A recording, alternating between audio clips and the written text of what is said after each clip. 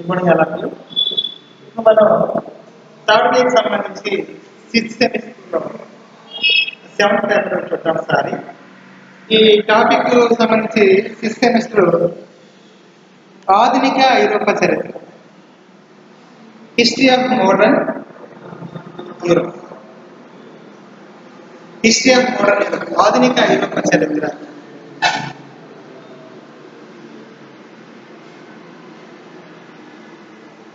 ఇందులో మనకి పైకి సంబంధించి ఫస్ట్ యూనిట్ కింద పారిశ్రామిక విప్లవం, ఇండస్ట్రియల్ రెవల్యూషన్, పుట్టుక, దాని యొక్క స్వభావం, దాని యొక్క ఇంపాక్ట్, దాని మీద దేని మీద ప్రభావం బాగా చూపించింది అన్న దాని గురించి మాట్లాడుతూ థర్డ్ ఇయర్కి సంబంధించి 6th సెమ్లో 7th పేపర్ కింద క్లస్టర్లో మనకి పేపర్ కింద ఆధునిక ఐరోపా చరిత్ర,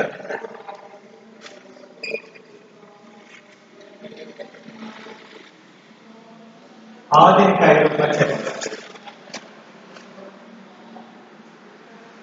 ఇందులో ఫస్ట్ యూనిట్ సంబంధించి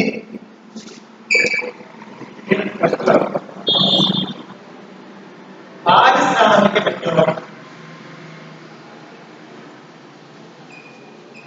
మనకి పరిచయం. పారిశ్రామిక విప్లవం అంటే ప్రాథమికమైనటువంటి మార్పు. సాధారణంగా విప్లవం అన్నప్పుడు ఉన్న వ్యవస్థ భరించరానప్పుడు విప్లవాలు వస్తాయంటాం. ఉన్న వ్యవస్థ భరించరానప్పుడు విప్లవాలు వస్తాయి.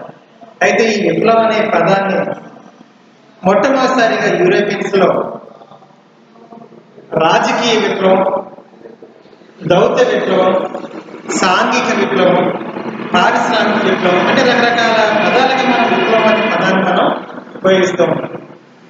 సాధారణంగా రాజకీయ విప్లవం అంటే ఆయా దేశాల్లో, ఆయా రాజ్యాల్లో రాజ్య ప్రభుత్వం ఏర్పాటు కోసం జరుగుతున్నటువంటి విప్లవాలు, రాజ్యాంగపరమైనటువంటి లేదా నూతన ప్రభుత్వ ఏర్పాటు కోసం సాగుతున్నటువంటి విప్లవాలు రాజకీయ విప్లవాలు, ప్రభుత్వానికి సంబంధించినవి. మరి దౌత్య విప్లవం అంటే, దౌత్య విప్లవాలంటే విదేశాలకు సంబంధించినటువంటి దౌత్య కార్యకలాపాలకు సంబంధించినటువంటి విప్లవాలు, దౌత్య విప్లవాలకు సంబంధించి. మరి సాంఘిక విప్లవాలంటే ఆయా దేశాలలో, ఆయా రాజ్యాలలో సాంఘిక సాంస్కృతికపరమైనటువంటి నూతన మార్పుల కోసం ఏర్పడినటువంటి విప్లవాలు సాంఘిక విప్లవాలు. కానీ ఇప్పుడు మనం మాట్లాడుతున్నటువంటి విప్లవం పారిశ్రామిక విప్లవం. అంటే శ్రామికులు, పనివాళ్ళు పనిచేసే ఈ యొక్క కార్యక్రమాల్లో నూతనంగా పరిశ్రమలు ప్రారంభించి ఉత్పత్తి పెంచడం కోసం ఏర్పడినటువంటి విప్లవమే పారిశ్రామిక విప్లవం. అంటే శ్రామిక రంగాలు, మనుషులు చేసే పని పరిశ్రమ అంటే అందులో వ్యక్తులు పని చేస్తారు, అయినప్పటికీ అది యంత్రాల ద్వారా పనిచేయించే విధానం అన్నమాట పారిశ్రామిక విప్లవం. ఈ పారిశ్రామిక విప్లవం ప్రపంచంలో మొట్టమొదటిసారిగా ఏ దేశంలో సంభవించింది అంటే ఇంగ్లాండ్ దేశంలో సంభవించింది. పారిశ్రామిక విప్లవం ప్రకటించిన పారిశ్రామిక విప్లవం సాధించినటువంటి లేదా పారిశ్రామిక విప్లవం జరిగినటువంటి మొట్టమొదటి దేశం ఇంగ్లాండ్. ఇంగ్లాండ్ దేశానికి రాజధాని లండన్. అయితే ఇంగ్లాండ్ లో యార్క్షైర్, లాంగ్షైర్ అనేటువంటి ప్రముఖ పట్టణాలు, నగరాలు ఉన్నాయి. అవి ఈ యొక్క పారిశ్రామిక రంగాన్ని పుట్టినిల్లుగా కొనసాగుతూ ఉన్నాయి. ప్రపంచ దేశాలకు పారిశ్రామిక రంగాన్ని పరిచయం చేసి పారిశ్రామిక రంగం అభివృద్ధి చెందినటువంటి దేశం ఇంగ్లాండ్ దేశం. ఏంటి ఈ పారిశ్రామికలు ఏంటి, అసలు దీని యొక్క ప్రాధాన్యత ఏంటి, ఈ పరిశ్రమలు అనేది ఇట్లా ఏ విధంగా స్టార్ట్ అయినాయి ఒకసారి చూస్తే మొట్టమొదటిసారిగా నేత పరిశ్రమలో, వస్త్ర పరిశ్రమలో ఈ యంత్రాలను ప్రవేశపెట్టడం ద్వారా అనేక మార్పులకు నాంది పలికింది. అంటే శ్రామికులు చేసే పని, ఫర్ ఎగ్జాంపుల్ ఒక వస్త్రం మనం పట్టుకునే వస్త్రాలు తయారు చేయాలి అంటే దూది నుంచి దాని నుంచి వస్త్రం అంటే మన తయారు చేయడం. ఇంతకుముందు ఈ పారిశ్రామిక రంగాల్లో ఎవరు పని చేసేవాడు వస్త్రాలకు సంబంధించి, అంటే వస్త్ర పరిశ్రమకు సంబంధించి వస్త్ర పరిశ్రమకు సంబంధించి మొట్టమొదటిసారిగా ఇంగ్లాండ్ దేశంలో ఇతర ప్రాంతాలు ఎక్కడైనా మనం సాధన చూసామనుకోండి, సాధారణ భారతదేశం లాంటి మన దేశాల్లో ఇంతకుముందు ప్రాచీన కాలంలో కానీ లేకపోతే ఈ యొక్క వస్త్ర పరిశ్రమలు ప్రవేశపెట్టక ముందు దూది ఈ పని దూదిని ఎక్కడం, అంటే దూది ఎలా వస్తున్నాయి, పత్తి నుండి దూది వస్తుంది. ఈ పత్తి నుంచి వచ్చినటువంటి దూదిని చిన్నపిల్లలు, అంటే పిల్లల ద్వారా ఈ దూది కార్యక్రమం ఏకించేవారు, దూదిని ఎక్కడం. మరి ఈ దూదిని ఏకిన తర్వాత వచ్చినటువంటి దారం పనిచేయడానికి ఎవరో స్త్రీలు, అంటే చిన్నపిల్లలేమో దూదిని ఏకే కార్యక్రమం చూసుకుంటే, స్త్రీలేమో దారం తీస్తే దీన్ని వస్త్ర రూపాయలకి మద్దతు పెట్టేది ఎవరంటే పురుషులు అన్నమాట.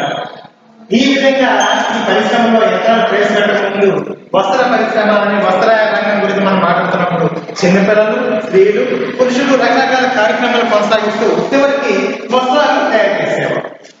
ఈ తయారు చేసినటువంటి వస్త్రాలు ఇతర ప్రాంతాలకి ఆయా రంగాల ద్వారా ఆయా ప్రాంతాలకి రవాణా చేసేవారు. మరి ఇలా రవాణా చేస్తున్నటువంటి ఈ క్రమంలో ఇప్పుడు దూదిని గేకడం, దారం తీయడం, వస్త్రం తీయడం ఇవన్నీ కూడా పరిశ్రమలే కొనసాగిస్తూ ఉండడం వల్ల ఒక వారం రోజుల్లో వీళ్ళందరూ కష్టపడితే తయారైనటువంటి ఒక వస్తువు గంటలోనే కొన్ని వందల వస్తువులు తయారు చేసే పరిశ్రమలు స్టార్ట్ అయినాయి. అందువల్ల వస్తు ఉత్పత్తి పెరిగింది. ఎప్పుడైతే వస్తు ఉత్పత్తి పెరుగుతుందో వస్తు ఉత్పత్తి పెరగడం వల్ల వస్తువుల యొక్క కాస్ట్ తగ్గుతూ ఉంటుంది. ఎందుకంటే వస్తువు ఉత్పత్తి పెరిగింది, తక్కువ సమయంలోనే ఎక్కువ వస్తువుల ఉత్పత్తి జరుగుతూ ఉంది. ఇక్కడ వ్యక్తులు కాకుండా యంత్రాలు పనిచేయడం వల్ల తక్కువ సమయంలో ఎక్కువ ఉత్పత్తి జరుగుతుంది కాబట్టి వస్తువుల కాస్ట్ తగ్గుతుంది. కానీ చేనేత పరిశ్రమ, చేనేత ద్వారా ఆ ఫ్యామిలీ మెంబర్స్ అందరూ కూడా వారం రోజులు కష్టపడితే కదా ఒక శారీ తయారు కాదు కాబట్టి వాళ్ళ యొక్క మనీ అమౌంట్ అంతా కూడా అసలు వల్ల దీని కాస్ట్ ఏమో ఎక్కువ ఉంటుంది, యంత్రాల ద్వారా చేసినటువంటి వస్తువు యొక్క కాస్ట్ ఏమో తక్కువగా ఉంటుంది. అంటే యంత్రాలు ప్రవేశపెట్టడం వల్ల ఏ విధంగా మార్పు జరిగింది, అసలు ఇంగ్లాండ్ దేశంలోనే ఈ యొక్క పారిశ్రామికం ఎందుకు జరిగింది అనేది మనం ఒకసారి చూస్తే, ఇంగ్లాండ్ దేశం బొగ్గు ఇనుము గనులకు చాలా ప్రసిద్ధి చెందినటువంటి దేశం. బొగ్గు ఇనుము పక్కనే ఉంటుంది, దానికి బాగా ఫెచ్చింగ్, బొగ్గు ఇనుము పక్కనే ఉండడం, దానికి బాగా ఫెచ్చింగ్ అవ్వడం. అదేవిధంగా దానికి ఇంగ్లాండ్ దేశం విస్తారమైనటువంటి ఖనిజ సంపదకు చాలా ప్రాముఖ్యత చెందింది. విస్తారమైన ఖనిజ సంపద ఉంది ఆ దేశంలో. అదేవిధంగా ఆ యొక్క ప్రభుత్వం వాణిజ్య విప్లవాన్ని బాగా ప్రోత్సహించింది. వాణిజ్య ప్రగతి ద్వారా ప్రోత్సహించడం అంతేకాదు, సమర్థవంతమైనటువంటి బ్యాంకింగ్ వ్యవస్థ ఉంది. అంటే సాధారణంగా ఈ బొగ్గు ఇనుము ఖనిజం బాగా లభిస్తూ ఉన్నాయి. వాణిజ్యాన్ని ప్రభుత్వం బాగా ప్రోత్సహించింది. సముద్ర తీర ప్రాంతం ఉంది. అదేవిధంగా మార్కెటింగ్ సౌకర్యం ఉంది. అదేవిధంగా బ్యాంకింగ్ ఈ పరిశ్రమ కల్పించింది. అదేవిధంగా రహదారులు ఇవన్నీ కూడా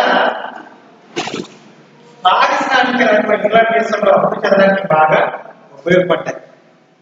ముఖ్యంగా ఈ యొక్క బొగ్గు ఇనుప ఖనిజాలు ఈ యొక్క ఇంగ్లాండ్ దేశంలో పక్కనే ఉండడం, వెలికి తీతకు చూసుకోవడం, ఇనుప ఖనిజం అంటే పరిశ్రమకి ఇనుము కావాలి, ఎంతలో తయారు చేయాలంటే ఇనుము కావాలి, ఆ ఇనుమును కాల్చాలంటే బొగ్గు కావాలి. అంటే ముడి సరుకులు, ముడి పదార్థాలన్నీ కూడా ఇంగ్లాండ్కి బాగా సమీపంలో ఉన్నాయి, ఇంగ్లాండ్ దేశంలో ఉన్నాయి. అదేవిధంగా ఒకవేళ వాణిజ్యం అభివృద్ధి చెందడానికి ఒక ప్రాంతం నుంచి మరో ప్రాంతానికి బిజినెస్ చేసుకోవడానికి తగిన ఫెసిలిటీస్ ప్రభుత్వం కల్పించింది. అది ఇంగ్లాండ్ దేశం సముద్రంలో మధ్యలో ఉన్నటువంటి ఏ దేశంలో వెళ్ళడానికి ఆ యొక్క, అంటే ఇంగ్లాండ్ ఒక ద్వీపకల్పం కాదు. ద్వీపం అంటే 4 వైపులా సముద్రం ఉంటుంది. అంటే మనకి చూడండి, మన భారతదేశం ఉంది, మన భారతదేశం హిమాలయాలు ఉన్నాయి. అంటే భూభాగం తూర్పున బంగాళాఖాతం, పశ్చిమాన అరేబియా, దక్షిణాన హిందూ మహాసముద్రం. అంటే 3 వైపులా నీటితో ఆవరించబడి భూభాగం ఉంది. కాబట్టి ఇది ద్వీపకల్పం. కానీ ఇది ఇంగ్లాండ్ దేశం ద్వీపం, 4 వైపులా నీటితో ఆవరించబడినటువంటి జలభాగాన్ని ద్వీపం అంటాం. మరి అలాంటి ద్వీపంలో ఉన్నటువంటి ఏ దేశానికి చాలా ఈజీగా నౌకాయానం ద్వారా ప్రయాణం చేసే అవకాశం ఉంటుంది. మార్కెటింగ్ బాగా ఉపయోగకరంగా ఉంది. బొగ్గు గనులు ఉన్నాయి, ఇనుప ఖనిజాలు ఉన్నాయి, వాణిజ్యాన్ని ప్రభుత్వం ప్రోత్సహిస్తుంది. సముద్రం ఏ దేశానికి వెళ్ళడానికి చాలా ఈజీగా ఉంది. మార్కెటింగ్ వ్యవస్థకు అనుకూలంగా ఉంది. ఆ యంత్రాలని తయారు చేయడానికి, ఆ యంత్రాలకు కావాల్సిన ఖర్చును భరించడానికి ప్రభుత్వం బ్యాంకింగ్ ద్వారా వాళ్ళకి ఫెసిలిటీస్ కల్పించింది. మరి ఇన్ని సదుపాయాలు ఉన్నాయి. అదేవిధంగా వస్తువులు తయారైన ఒక ప్రాంతం నుంచి మరో ప్రాంతానికి, ఒక నగరం నుంచి మరో నగరానికి, ఒక పట్టణం నుంచి మరో పట్టణానికి, లేదా ఒక పట్టణం నుంచి మరో గ్రామానికి, ఆయా ప్రాంతాలకి మార్కెటింగ్ చేయడానికి కావాల్సినటువంటి ఫెసిలిటీస్ ఉన్నప్పటికీ రహదారులు బాగోవాలి. మరి ఈ రహదారి వ్యవస్థ కూడా ఇంగ్లాండ్ దేశం బాగా అభివృద్ధి చెందింది. కాబట్టి ఇవన్నీ కూడా ఉపయోగపడి పారిశ్రామిక ప్రధానంగా ఇంగ్లాండ్ దేశానికి ఆర్పించడానికి ప్రధాన కారణం. సాధారణంగా బొగ్గు, ఇంతకుముందు ఇనుము ముడి పదార్థం ఉన్నటువంటి ఇనుముని యంత్రాలుగా తయారు చేయడానికి బొగ్గుని కాల్చేవారు. అసలు యంత్రాలు పనిచేయడానికి స్టార్టింగ్ ఏం చేసేవారు? నీటితో యంత్రాలు నడిచేవి. వస్త్రానికి ఉపయోగించినప్పుడు నీటి ద్వారా ఆ యంత్రాలు నడిపే విధంగా చూసేవారు. తర్వాత జేమ్స్ వాట్ ఏం చేశారంటే మొట్టమొదటిసారిగా జేమ్స్ వాట్ అనేటువంటి పర్సన్ తొలిసారిగా ఆవిరి యంత్రాన్ని కనుగొన్నాడు. ఆవిరి యంత్రం, ఆవిరితో యంత్రం నడవడం. ఎప్పుడైతే ఆవిరి ద్వారా యంత్రం నడవడం స్టార్ట్ అయిందో ఆధునిక అంటే పారిశ్రామిక రంగంలో ఒక నూతన మార్పుకు నాంది పలికింది. అయితే అప్పటి వరకు నీటిలో జలశక్తితో నడిచేటువంటి ఆ యొక్క ఇంజిన్స్, అదేవిధంగా ఆ యంత్రాలు ఇక నుంచి ఆవిరి ద్వారా నడవడం స్టార్ట్ అయ్యింది. మరి ఈ ఆవిరి ఏ విధంగా వస్తుందంటే బొగ్గును కాల్చడం ద్వారా ఆవిరి వస్తుంది. మరి ఇంతకుముందు రాజబొగ్గు గురించి ప్రస్తావన లేనప్పుడు, నేల బొగ్గు నుంచి ప్రస్తావన లేనప్పుడు ఇక్కడ కర్ర బొగ్గును ఉపయోగించేవారు. కర్ర బొగ్గు ఎంత ఇనుము కాల్స్తే ఎంత కర్రగా ఖర్చు అవుతుంది. తద్వారా కర్ర బొగ్గు వల్ల అడవులను అనేక విస్తీర్ణంలో 100,000 ఎకరాల విస్తీర్ణం ఉన్నటువంటి అడవులను నరికేసి, సారవంతమైనటువంటి భూములు పెంచినటువంటి అడవులు నరికేసి ఈ ఇనుమును కాల్చడం ద్వారా చాలా నష్టం వాటిలేదు. ఈ కర్రబొగ్గు కాల్చినప్పటికీ కూడా ఉపయోగం ఉన్నది. చాలా తక్కువ మొత్తంలో మాత్రమే ఇనుము కరగడం అనేది జరిగేది. అంటే ఇంట్లో ఉన్నటువంటి ఉష్ణోగ్రత చాలా తక్కువగా ఉంటుంది కర్రబొగ్గు. కానీ ఈ కర్రబొగ్గు ప్లేస్ లో ఏం చేశారంటే నేల బొగ్గు లేదా రాతి బొగ్గు, నేలను తగ్గి తీసేవారు. రాతి బొగ్గు అంటే రాయిలాగా గట్టి రాయి బండలాగా అనమాట. అంటే భూమిని తవ్వి పై పొరలు తీసి అడుగు భాగం కింది భాగం ఉన్నటువంటి రాతిని తవ్వి తీసి ఆ బొగ్గు, రాతి బొగ్గుని లేదా నేల బొగ్గు ద్వారా ఈ యంత్రాన్ని లేదా ఈ యొక్క ఇంజన్లు పనిచేయడానికి ఈ బొగ్గుని కాల్చేవారు. ఎప్పుడైతే ఈ నేల బొగ్గు, రాతి బొగ్గును ఉపయోగించడం స్టార్ట్ చేసిందో అధిక ఉష్ణోగ్రత రావడం, ఈ ఆవిరి ఎక్కువ మొత్తంలో ఆవిరి రావడం ఆ యంత్రాలు చాలా బాగా పనిచేస్తూ ఉండేవి. అంటే ఇక్కడ నేల బొగ్గు స్థానంలో ఈ యొక్క కర్ర బొగ్గు స్థానంలో ఏ బొగ్గును ఉపయోగించారంటే నేల బొగ్గును ఉపయోగించడం అనేది జరిగింది.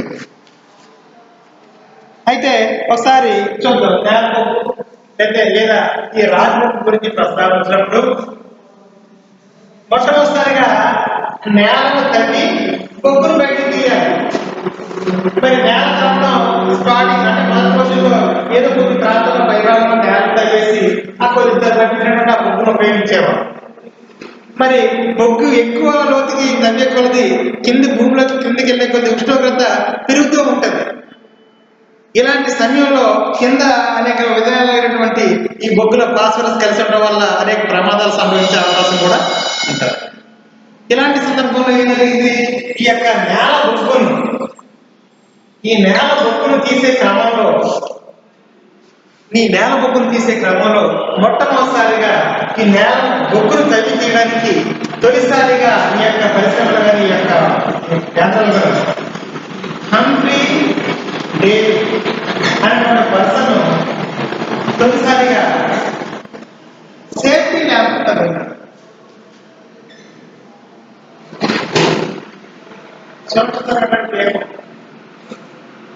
సురక్షితమైనటువంటి దీపం లాంటి సేఫ్టీ ల్యాంప్ అనేటువంటి ఒక పరికరాన్ని ఎవరు కనుగొన్నారంటే హంఫ్రీ డేవిడ్ అనేటువంటి పర్సన్ కనుగొన్నాడు. ఎప్పుడు ఏమవుతుంది, వీళ్ళు వీళ్ళు తగ్గే కొద్ది కిందికి వెళ్తుంటే చీకటిగా ఉండేది, కింద ప్రమాదంగా జరిగే అవకాశాలు ఉంటాయి. కాబట్టి ఈ అన్ప్రిడిక్టబుల్ పర్సన్ ఏంటంటే బొగ్గు వెలికి అంటే తగ్గి వెలికి తీయడానికి బయటకు తీసుకురావడానికి కింద లాంటి ప్రవేశించే మార్గంలో సేఫ్టీ ల్యాంప్ అంటే తలకి ఒక లైట్ లాంటిది, ఒక దీపం లాంటిది అమర్చుకుని ఆటోమేటిక్ స్విచ్ సిస్టమ్ అనమాట. మనకు అవసరంలో వేసుకోవడానికి లేదా ఆడుకోవడానికి వీలుగా ఒక ముందు భాగంలో ఒక దీపంని వెనకాల క్యాప్ గా అమర్చబడినటువంటి ఆ దీపాన్ని తొలిసారిగా సేఫ్టీ ల్యాంప్ ఈ దీపాన్ని అంకిదేవుడు ఎప్పుడైతే తయారు చేశాడో ఇక అప్పటి నుంచి గనుల్లో పని చేయడానికి, ఇక చీకటి ప్రదేశాలు పనిచేయడానికి ఇక క్యాప్ పెట్టుకోవడం, కిందకి వెళ్ళి వాళ్ళ ట్రై చేసినట్టు మార్గం వైపు చూసుకోవడం, తవ్వుకోవడం. ఆ తవ్వడం ద్వారా వీళ్ళకి లైటింగ్ కనపడుతూ ఉండేది. తద్వారా వాళ్ళు చాలా జాగ్రత్తగా ఈ బొగ్గులు వెలిగించే కార్యక్రమం చేపట్టేవాడు. తర్వాత కొద్ది రోజులు పోయిన తర్వాత ఆ కింది వెళ్ళగలిగినటువంటి మార్గంలో మరి ఈ తగ్గి తీసినటువంటి ఉన్నటువంటి బొగ్గుని పైకి తీసుకురావాలంటే ఈ పిల్లలు కానీ స్త్రీలు కానీ పురుషులు కానీ ఉపయోగించి కొంతకాలం కింద వరకు నిచ్చెన వేసి ఆ బొగ్గుని పైకి తీసేవారు. అది కూడా చాలా ప్రమాదకరంగా ఉండేది. తర్వాత కాలం ఏం చేశారంటే నూతనంగా మార్పుల కారణంగా ఒక కేబుల్ వ్యవస్థను ఏర్పాటు చేశారు. ఒక బలమైనటువంటి కేబుల్ వ్యవస్థను ఏర్పాటు చేసి వాళ్ళు తగ్గినటువంటి ఆ బొగ్గుని ఈ కేబుల్ ద్వారా బయటకు తీసుకొచ్చే మార్గాలు ఏర్పాటు చేశారు. అంటే ఈ పారిశ్రామిక విప్లవం సంవత్సరానికి ఇందులో ఏ రంగాల్లో పనిచేయాలంటే బొగ్గు, యంత్రాలు పనిచేయాలంటే బొగ్గుని కాల్చడం ద్వారా, ఈ కేబుల్ ఈ బొగ్గుని తీసుకొచ్చిన మండించడం ద్వారా యంత్రాలు పనిచేస్తూ ఉంటాయి. అంటే ఆవిరి దూరంలో ఈ ఆవిరి యంత్రాన్ని జేమ్స్ వాట్ కనిపెడితే ఈ కేబుల్ అంటే ఈ సేఫ్టీ ల్యాంప్ అనేటువంటి సిస్టాన్ని హంఫ్రీ డేవిడ్ అనేటువంటి పర్సన్ కనుగొన్నారు. అంటే దాని ద్వారా ఈ బయట తీసుకురావడం, తన బొగ్గు గనుల్లో సురక్షితంగా పనులు చేసుకోవడానికి అవకాశం కలుగుతూ ఉండేదన్నమాట. అంటే మనం మాట్లాడే విధానం ఏంటంటే నేత పరిశ్రమకి ఒక విధమైన ఉంటే ఇనుము ఉక్కు పరిశ్రమకి అయితే ఇనుమును కరిగించడానికి నేల ద్వారా ఇనుమును కరిగిస్తాం. ఇనుమును కరిగించి కోత కోసే పద్ధతి అనమాట. ఇనుమును కరిగించి మనకు అవసరమైన విధంగా ఇనుమును కరిగించి కోత పోసే ఈ పద్ధతి అనేది మనకి ఒకటి ఉంది. ఇనుమును కరిగించి కోత పోసే పద్ధతిని హెన్రీ హార్ట్ అనేటువంటి పర్సన్ ఇనుమును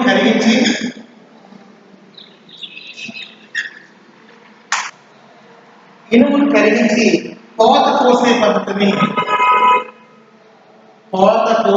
పద్ధతిని కనుగొన్నారు.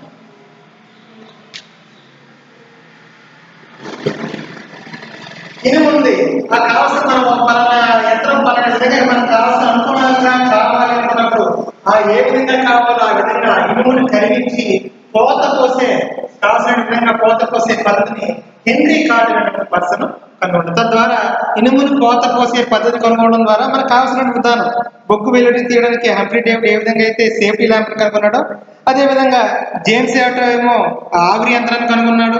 ఇవన్నీ కూడా మనకి బాగా ఉపయోగపడింది. అదేవిధంగా ఉక్కుని ఇనుము కరిగించడం, తద్వారా మరలా ఉక్కు విషయానికి వస్తే ఇనుము ఉక్కు ఆ పరిశ్రమలన్నీ కూడా ఫెసిలిటీస్ ఉన్నాయి కాబట్టి ఆ ఉక్కును కరిగించి దాన్ని కూడా మన కోత పోసే కావాల్సిన విధంగా చేయడానికి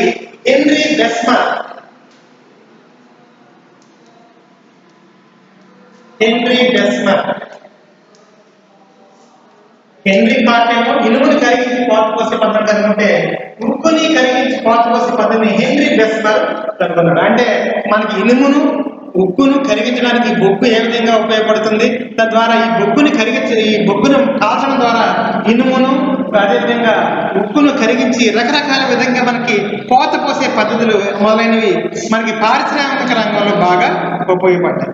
మరి రవాణా విషయాలు చూసుకుంటే మనకి రవాణా రంగంలో మొట్టమొదటిసారిగా యునైటెడ్ స్టేట్స్ చూసుకుంటే ముఖ్యంగా ఈ యొక్క పారిశ్రామిక విషయంలో రవాణా రంగం చాలా ఉపయోగపడుతూ ఉంటుంది. ఇక ముందు మట్టి రోడ్లు చిరాగా అంటే రవాణా రంగం విషయంలో చూసుకుంటే ఏదైనా ఒక వస్తువు తయారైంది లేదా ఒక వస్తువు ఒక యంత్రాన్ని మనం చోట తీసుకెళ్ళాలి, ఒక వస్తువు మనం ఇలా తయారు చేస్తాం అనుకున్నాం, అర్థం ఉందా? అంటే మనకి ఏదైనా వస్తువుని ఓ ప్రాంతం వేరే ప్రాంతం తయారు చేయాలన్నా లేదా తరలించాలన్నా మనకి రవాణా బాగా ఉపయోగపడాలి. ఇంతకుముందు ఈ మట్టి రోడ్లతో ఉండడం వల్ల ఈ మట్టి రోడ్లు యొక్క ప్రయాణం కానీ రవాణా చాలా ఇబ్బందికరంగా ఉండేవి. ఏదైనా ఒక ప్రదేశం నుండి మరో ప్రదేశానికి ఆ ఉత్పత్తిని తరలించాలంటే రవాణా కొనసాగించాలంటే రోడ్లు చాలా అవసరం. కానీ ఇక్కడ ఈ మట్టి రోడ్ల వల్ల ఇది సాధ్యం కాదని ఈ విషయం తీసుకున్నటువంటి వ్యక్తులు ఏం చేస్తారంటే మొట్టమొదటిసారిగా ఈ మట్టి రోడ్డు ప్లేస్ లో కంకర్ రోడ్డు రాళ్ళు కొన్ని రాళ్ళని ఏర్పాటు చేసి ఆ హెగ్జికన్ పెట్టి ఆ కంకర్ని ఏర్పాటు చేసి కావలసిన ఉత్పత్తి జరిగినటువంటి ఈ వ్యవసాయ క్షేత్రాలకి మార్గాలను ఏర్పాటు చేసుకుని వాటి నుంచి గ్రామాలకి పట్టణాలకి అదే నగరాలకి వాళ్ళు రోడ్ల వ్యవస్థను ఏర్పాటు చేస్తారు. ఈ కంకర రోడ్ల వ్యవస్థను మొట్టమొదటిసారిగా ఇంట్రడ్యూస్ చేసినటువంటి పర్సన్ గా మనం మొట్టమొదటిసారిగా ఈ కంకర రోడ్లని ఈ యొక్క స్కాటిష్ అంటే స్కాట్లాండ్ దేశానికి చెందినటువంటి స్కాట్లాండ్ దేశం చెందినటువంటి ఇంజనీర్ గా ఉన్నటువంటి జాన్ మెక్నార్.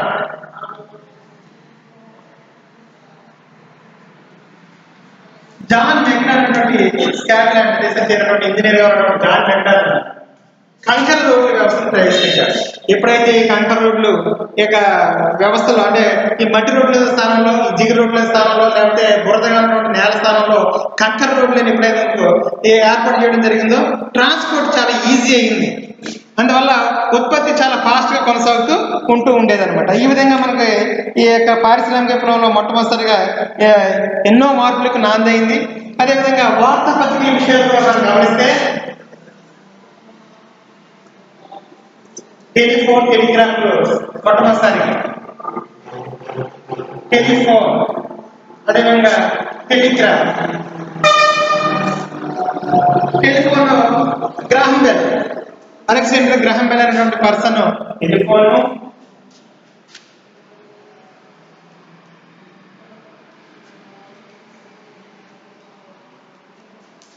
అదేవిధంగా శామ్యూల్ మోర్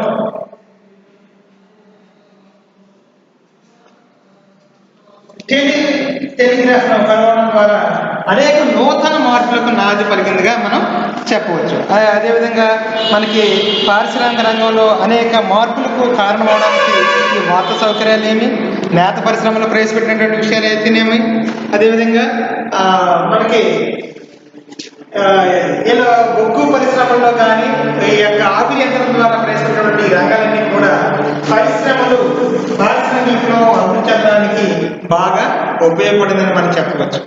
ముఖ్యంగా ఈ యొక్క పరిశ్రమలు రాక ముందుగా ఈ ప్రత్తి నుంచి దూది ఏకడం, అదేవిధంగా దూది నుంచి గింజలు వేరు చేయడం, ఈ వేరు చేసిన తర్వాత ఆ దూదిని నాణ్యమైన దూదిగా, అదేవిధంగా ఆ దూది నుంచి దారాలు లీడ్స్ కింద తయారు చేయడం, ఆ లీడ్స్ నుంచి మళ్ళీ వస్త్ర ఉత్పత్తి, అసలు వస్త్ర రంగం అనేక ఒడిదుడుకు గురైంది. ఇదే సమయంలో మరి వస్త్రాలు తయారైన తర్వాత దాని మీదుగా రకరకాల కలర్స్ అద్దాలు. అయితే ఈ తయారు చేసినటువంటి వస్త్రాలు కానీ పరిశ్రమలు తయారు చేసినటువంటి వస్త్రాలని ఎక్కడైతే ముడి సరుకులు లభిస్తున్నాయో ఆయా ముడి సరుకులు లభిస్తున్నటువంటి దేశాల మీద ఈ యొక్క కొన్ని ఈ పాశ్చాత్య దేశాలు ఆక్రమణకు సామ్రాజ్యవాదంగా ఆక్రమించుకొని ఆయా దేశాల నుంచి ముడి సరుకులు తీసుకొని ఇంగ్లాండ్ దేశంలో కానీ ఇక పరిశ్రమలు స్టార్ట్ చేసినటువంటి మరికొన్ని దేశాల్లో కానీ ఉత్పత్తి చేసి మళ్ళా ఏ దేశం అయితే వాళ్ళ యొక్క ముడి సరుకులు తీసుకున్నారో ఆయా దేశాలకు మళ్ళీ వస్త్రాలను వాళ్ళు దిగుమతి చేసుకుని ఆయా దేశాలు ఎగుమతి చేసే మార్కెట్ల కింద ఆయా దేశాన్ని వాటిని వాడుకున్నారు. దీన్ని సామ్రాజ్యవాదం అని పిలుస్తాం మనం. సామ్రాజ్యవాదం అంటే మన భారతదేశాలు దేశాలు ఇంగ్లాండ్ దేశం ఏ విధంగా ఇప్పుడు మనకి చూడండి బెంగాల్ కానీ బీహార్ కానీ ఒరిస్సా ప్రాంతాల్లో మనకి నీళ్ళు ముందు తోటలు ఉండేవి బ్రిటిష్ వారి కాలంలో. అంటే కలర్స్ అనమాట, రకాల అంటే వస్త్రాలకి కలర్స్ అంతే. ఆ నీరు ముందు తోటల మీద గుట్టాధిపత్యం చెలాయించి బ్రిటిష్ వారు తక్కువ ధరకు ఎక్కువ మొత్తంలో తమ దేశానికి తీసుకెళ్లిపోయి తక్కువ ధరకు ఎక్కువ మొత్తంలో తీసుకెళ్లిపోయి ఆ వస్త్రాలను ఉపయోగించి మళ్ళీ వాటి ద్వారా మన భారతదేశంలో ఆ వస్త్రాలని అమ్ముతూ ఉండేవారు. అంటే తర్వాత కాలంలో ఈ యొక్క ఇంగ్లాండ్ దేశంలో స్టార్ట్ అయినటువంటి ఈ పారిశ్రామిక విప్లవం ఆ యొక్క ఐరోపాలోని ఈ ఫ్రాన్స్, జర్మనీ, ఇటలీ, రోమ్ లాంటి ప్రముఖ దేశాలన్నింటిలో కూడా ఇది వ్యాపించడం అనేది జరిగింది. తర్వాత ఇతర దేశాలకి నెమ్మదిగా ఈ పారిశ్రామిక విప్లవం రావడం అనేది జరిగింది. అంటే వస్త్ర ప్రపంచం నుంచి అంటే నేత ప్రపంచం నుంచి నూతన ప్రపంచంలోకి మార్పులు రావడానికి ప్రధాన కారణం ఈ పారిశ్రామిక విప్లవం. ఈ పారిశ్రామిక విప్లవం వల్ల ప్రపంచంలోని ప్రతి దేశం కూడా ఇంచుమించు తమ మార్కెట్లు అనుకూలంగా ఉండడం కోసం ఆయా దేశాలపై గుత్తాధిపత్యం అనుసరించినటువంటి విధానాలు కూడా మనకు తెలుస్తూనే ఉన్నాయి. అయితే ఇక్కడ చూడండి మనకి ఈ అచ్చి యంత్రం జాన్ గుటెన్బర్గ్ అనేటువంటి పర్సన్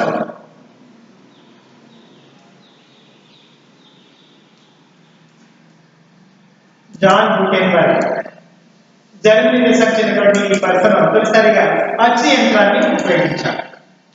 తర్వాత ఈ యంత్రానికి ఉపయోగించబడే మరి అంతకుముందు ఆవిరి ద్వారా, నీటి శక్తి ద్వారా జరిగే ఆవిరి ద్వారా మాత్రమే ఈ యంత్రం పనిచేస్తూ ఉండేది. ఎప్పుడైతే జేమ్స్ వాట్ ఆవిరి యంత్రాన్ని, అంటే నీటి శక్తితో కాకుండా ఆవిరి శక్తి ద్వారా ఈ యంత్రాన్ని నడిపే పనిచేయడం జరిగిందో ఈ అచ్చు యంత్రం బాగా అభివృద్ధి చెందింది. పశ్చిమ దేశాల నుంచి ఇతర దేశాలకు ఇది ఎంతగానో ఉపయోగపడింది. ఇటువంటి తర్వాత కాలంలో వస్త్ర పరిశ్రమ అనంతరం ప్రతి పరిశ్రమలో కూడా ఆ యంత్రాలు రావడానికి ప్రధాన కారణం ఇంగ్లాండ్ దేశం.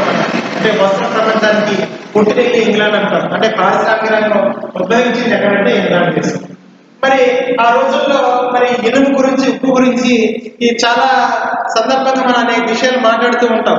మరి ఇంగ్లాండ్ దేశంతో సంబంధించినటువంటి ఈ ఉప్పు పరిశ్రమ కానీ లేకపోతే ఇనుము పరిశ్రమ ఇంత అభివృద్ధి చెందిన ప్రధాన కారణంగా మనం ఎప్పుడైతే బొగ్గును, భూమిలో వచ్చినటువంటి రాతి బొగ్గును లేదా నేత బొగ్గును వెలికి తీసి ఇనుమును, ఉప్పుని కాల్చి మనకు కావాల్సినటువంటి విధంగా వస్తువుల ఉత్పత్తి జరిగిందో మనకి ఇంగ్లాండ్ దేశంతో పాటు రోమన్ దేశం కూడా ఆ ఉప్పు పరిశ్రమకు ఆ రోజుల్లో ప్రధానంగా ఉండేది.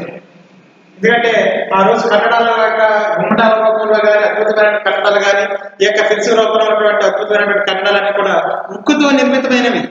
అలాంటి నాణ్యమైన ఉక్కుని ఎవరు తయారు చేశారు, ఎక్కడి నుంచి తీసుకొచ్చారు? ఆ ఉక్కు ఏంటంటే వీళ్ళు ఇంగ్లాండ్ దేశంతో పాటు ఈ రోమ్ దేశం కూడా ఉక్కు కట్టడాలకు చాలా ప్రసిద్ధి చెందినటువంటి దేశం.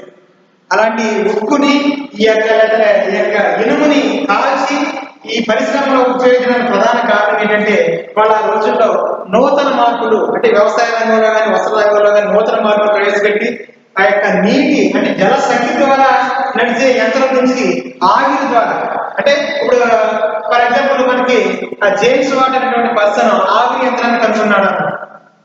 ఒక యంత్రం పనిచేయాలి అంటే ఈ శక్తి ద్వారా పనిచేయాలి, జలశక్తి ద్వారా కానీ లేదా ఆవిరి శక్తి ద్వారా కానీ పనిచేయాలి. అంతకుముందు ఈ బొగ్గు గనులు కానీ, నీటి గనులు కానీ, ఇనుము గనులు కానీ, ఉక్కు గనులు కానీ అన్నీ కూడా ఇంగ్లాండ్ దేశంలో చాలా పుష్కలంగా లభిస్తూ ఉన్నాయి. మరి అలాంటి పుష్కలంగా లభిస్తున్నటువంటి ఈ గనులకు కావాల్సినటువంటి ఫెసిలిటీస్ కల్పించడానికి ప్రభుత్వం కూడా అనేక వాళ్ళకి అవకాశాలు కల్పించింది. అలాంటి సమయంలో కర్ర బొగ్గుతోటి ముందుగా ఇనుమును కరిగించేవారు. కర్ర బొగ్గు అంటే ఆ కట్టెని కాల్చి ఇనుమును కరిగించడం అంటే చాలా శ్రమతో కూడినటువంటి, ఎందుకంటే ఆ చుట్టుపక్కల ఉన్నటువంటి అనేక ఫారెస్ట్ ఏరియా, అడవి ఏరియాలను కూడా అది తగి నరికేసి అవి తీసుకొచ్చి ఆ ఇనుమును కరిగించి కావాల్సినటువంటి విధంగా ఆ ఇనుమును కోత పోసే పద్ధతులన్నీ కూడా అది చేయడం అనేది జరిగింది. మరి ఎక్కువ మొత్తంలో ఈ అడవులను ఇలా కాల్చివేయడం ద్వారా అది ఆ యొక్క వాతావరణానికి కూడా, లేకపోతే పారిశ్రామిక రంగానికి విషయంలో చూసుకుంటే ఇది అనేక విధాలుగా ఇబ్బంది కలుగుతుంది. కాబట్టి పర్యావరణానికి కూడా ఇది ఇబ్బందికరంగా ఉంటుంది. కాబట్టి ప్రభుత్వం ఏం చేస్తుందని తర్వాత కాలంలో కొంతమంది యొక్క నాయకత్వంలో ఈ కర్ర బొగ్గు ఈ స్థానంలో రాతి బొగ్గును లేదా నేల బొగ్గును స్టార్ట్ చేస్తారన్నమాట. నేల బొగ్గు అంటే నేలను పైభాగంలో నేలను తవ్వి తీసే బొగ్గు, రాతి అంటే కింద పెద్ద రాతి బండల్లాగా బొగ్గు గనులు ఉంటాయి.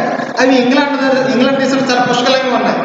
కాబట్టి ఈ రాతి బొగ్గు లేదా నేల బొగ్గును తవ్వి తీసి ఈ యొక్క బొగ్గు ద్వారా ఇనుమును కలిగించే పద్ధతిని కనుగొన్నారన్నమాట. అంటే రాతి బొగ్గులో ఎక్కువ ఉష్ణోగ్రత ఉంటుంది. నేల బొగ్గు అంటే గారేసినప్పుడు ఆ కట్టమని చెప్పి మాత్రమే కాలుతుంది, తర్వాత దాని శక్తి కోల్పోతే ఉష్ణోగ్రత తక్కువగా ఉంటుంది. కానీ ఈ యొక్క రాతిని మండించడం ద్వారా, రాతి బొగ్గును మండించడం ద్వారా ఎక్కువ ఉష్ణోగ్రత వస్తుంది. తద్వారా ఎక్కువ మొత్తంలో ఇనుమును, ఉప్పును కలిగించే అవకాశం కలుగుతుంది అనమాట. హెన్రీ కార్టేమో ఇనుమును కలిగించే పద్ధతి కనుగొన్నాడు. అదేవిధంగా హెన్రీ బెస్మన్ అనే పర్సన్ ఉక్కును పోత పోసే పద్ధతిని కనుగొన్నాడు. అదేవిధంగా మనకి అచ్చు యంత్రం జాన్ గుటెన్బర్గ్ అంటే నూతన మార్పులన్నీ కూడా ఇంగ్లాండ్ దేశం ఆలోచనలకు ప్రాధాన్యత వహించింది. తద్వారా ఈ భూమిలో ఉన్నటువంటి ఈ యొక్క బొగ్గును వెలికి తీసే క్రమంలో అనేక ప్రమాదాలు జరుగుతూ ఉండేవి. ఆ బొగ్గును తీశారు కరెక్టే, భూమిలో తవ్వి తీశారు. మరి ఆ బొగ్గుని పైకి తీసుకొచ్చే క్రమంలో ఈ కేబుల్ వ్యవస్థ అభివృద్ధి చెందినప్పుడు వాళ్ళు కిందకి నిచ్చెన రూపంలో వెళ్ళి కొద్ది మొత్తంలో పైకి తీసుకొచ్చి చాలా ప్రమాదకరంగా పై భాగాన్ని తీసుకొస్తూ ఉండేవారు, చాలా ఇబ్బంది పడుతూ ఉండేవారు. కానీ ఆ బొగ్గు తీసినటువంటి కింది క్రమంలో ఆ చీకటిలో అనేక ప్రమాదాలు జరుగుతూ ఉండేవి. ఇలాంటి సమయంలో మొట్టమొదటిసారిగా అంట్రీ డేవిడ్ అనేటువంటి ఈ పర్సన్ ఏం చేశారంటే సేఫ్టీ ల్యాంప్ అని కనుగొన్నాడు. సేఫ్టీ ల్యాంప్ అంటే సురక్షితమైనటువంటి దీపం. అంటే ఇది ఒక తలకి ఈ క్యాప్ రూపంలో, టోపీ రూపంలో ఉన్నటువంటి ఈ క్యాప్ కి ముందు భాగంలో ఒక దీపాన్ని అమర్చి ఉంటుంది అనమాట. మనం ఎక్కడైతే బొగ్గును తవ్వి తీస్తున్నామో ఆ భాగంలో మనం చూస్తూ ఉంటే అది కాంతివంతంగా కనపడుతూ ఉంటుంది. ఆ భాగాన్ని మనం తీసుకుని తవ్వడానికి ఈజీగా ఉంటుంది. ఇంత ముందు రోజుల్లో అయితే ఒకరు కింది భాగంలోకి వెళ్ళిన తర్వాత ఒకరు చిన్న దీపంలాగా దాన్ని పట్టుకుంటే మరి ఇద్దరు ముగ్గురు తవ్వుతూ ఉండేవారు. అంటే ఇది చాలా శ్రమతో కూడి ఏ విధంగా అక్కడ ఫైర్ అయిందనుకోండి, బొగ్గులో ఉన్నటువంటి గంధకం భాస్వరం వెంటనే అంటుకొని లోనే అనేక ప్రమాదాలు జరిగేవి, అనేక మంది చనిపోయినటువంటి సందర్భాలు కూడా ఉన్నాయి. దీన్ని నిర్మూలించడం కోసం అంకుల్ డేవిడ్ అనేటువంటి పర్సన్ ఏం చేశారంటే సేఫ్టీ ల్యాంప్ని కనుగొన్నాడు. కిందకి వెళ్ళిన తర్వాత మనం ఈ ఒక దీపంతో పట్టుకోవాలి, ఒక తవ్వాలి, ఒక తీసుకురావాలనే ఉద్దేశమే లేదు. ఇక ఎవరైతే ఆ యొక్క పనిని కొనసాగిస్తున్నారో ఆ పని కొనసాగిస్తున్న వ్యక్తి యొక్క తలభాగం ముందు భాగంలోనే ఆ దీపం అమర్చబడుతుంది. తద్వారా ఆ దీపం ద్వారా మనం ఈ పని చేయడానికి ఈజీ అవుతూ ఉండేది. ఇది బాగానే ఉంది. మరి కింద ఉన్నటువంటి బొగ్గు పైకి తీసుకురావాలి అంటే పైకి తీసుకొచ్చే క్రమంలో ఏం జరుగుతుంది? ఈ పైకి తీసుకొచ్చిన తర్వాత కూడా ఆ యొక్క డిజిటల్ రూపంలో కొద్దిగా ఈ పైకి తీసుకొస్తూ చేస్తూ ఉండేవారు. కానీ ఈ చేసుకొచ్చినటువంటి క్రమంలో వాళ్ళు అనేక ఇబ్బందులు గురితూ ఉండేవారు. కాబట్టి కేబుల్ వ్యవస్థ అనే ఒక దాన్ని తీసుకొచ్చారు. ఈ బలమైనటువంటి నాణ్యమైనటువంటి ఈ కేబుల్ ద్వారా ఉన్నటువంటి భూమిలోని పంపించి తగినటువంటి బొగ్గుని ఆ యొక్క క్యారీలో వేసి బయటకు తీసుకురావడం, తద్వారా అనుకున్నటువంటి ప్రదేశంలో ఆ బొగ్గుని ప్రవేశపెట్టడం అనేది జరుగుతూ ఉండేదన్నమాట. ఈ విధంగా ఇంగ్లాండ్ దేశం నూతన వస్త్ర అంటే నేత పరిశ్రమ నుంచి ఆ యొక్క యంత్రాలను ప్రవేశపెట్టి నూతనంగా ఆ యొక్క వస్త్ర రంగంలో కానీ, అదేవిధంగా ఈ రవాణా వ్యవస్థలో కానీ, రోడ్ల వ్యవస్థలో కానీ, ఈ టెలిగ్రాఫ్ వ్యవస్థలో కానీ నూతన మార్పులకు నాంది పలికింది. అదేవిధంగా వార్తా పత్రికలు కూడా తద్వారా బాగా ప్రాచుర్యం వహించాయి. తద్వారా ఇంగ్లాండ్ దేశమే ప్రపంచంలోని మొట్టమొదటిసారిగా పారిశ్రామిక రంగమైనటువంటి దేశంగా ఆవిర్భవించడం, తద్వారా ఇంగ్లాండ్ నుంచి మరికొన్ని దేశాలు ఈ పరిశ్రమల యొక్క అభివృద్ధికి నాంది పలకడం అనేది జరుగుతూ ఉండేది. తద్వారానే వాటి నుండే ఇతర దేశాల అభివృద్ధి అనేది జరిగింది. అయితే ముందుగా ఈ యొక్క నెపోలియన్, ఫ్రాన్స్ దేశాన్ని నెపోలియన్ పరిపాలన చేస్తున్నటువంటి రోజుల్లోనే ఇంగ్లాండ్ దేశంలో, ఫ్రాన్స్ దేశంలో పారిశ్రామిక విప్లవానికి పునాదులు వేశారు. కానీ తర్వాత వచ్చినటువంటి వ్యక్తులు దానికి అంత ప్రాచుర్యం వహించలేదు. తద్వారా ఇంగ్లాండ్ దేశం మాత్రం ఈ యొక్క పరిశ్రమలకి స్టార్ట్ చేయడానికి, తమ దేశ అభివృద్ధికి ఇతర దేశాలకు చేసినటువంటి ముడి సరుకుల్ని తమ దేశాన్ని వస్త్ర రూపంలోకి మార్చి పరిశ్రమల ద్వారా మళ్ళీ ఆయా దేశాలని వాళ్ళని దేశాలకు మార్కెట్లుగా ఉపయోగించుకుంటూ తమ దేశ అభివృద్ధికి, మాతృదేశ అభివృద్ధికి అవి ఎంతగానో పనిచేసినట్టు మనకి తెలుస్తూ ఉంది. అయితే ఈ పారిశ్రామిక ఇంగ్లాండ్ లో రావడానికి ప్రధాన కారణంగా ఆ ఇనుము ఉక్కు గనులు బాగా ప్రాచుర్యం ఉన్నాయి, బొగ్గు గనులు బాగా విస్తారంగా ఉన్నాయి, రవాణా వ్యవస్థ ఉంది. తర్వాత కాలంలో ఈ యంత్రాలను రైల్వే వ్యవస్థను వాడుకున్నారు, మార్కెటింగ్ వ్యవస్థ ఉంది. అదేవిధంగా ఎవరైనా ఈ యొక్క పరిశ్రమలు స్టార్ట్ చేయడానికి ముందుకు వస్తే వాళ్ళకి సహాయం చేయడానికి ఆనాటి ప్రభుత్వం, బ్యాంకింగ్ వ్యవస్థ వాళ్ళకి ఉపయోగపడింది. ఇవన్నీ కూడా ఇంగ్లాండ్ దేశంలో పారిశ్రామికంగా అభివృద్ధి చెందడానికి ఎంతగానో దోహదపడ్డాయని, ఉపయోగపడ్డాయని మనకి తెలుస్తుంది. Okay, thank you. అలా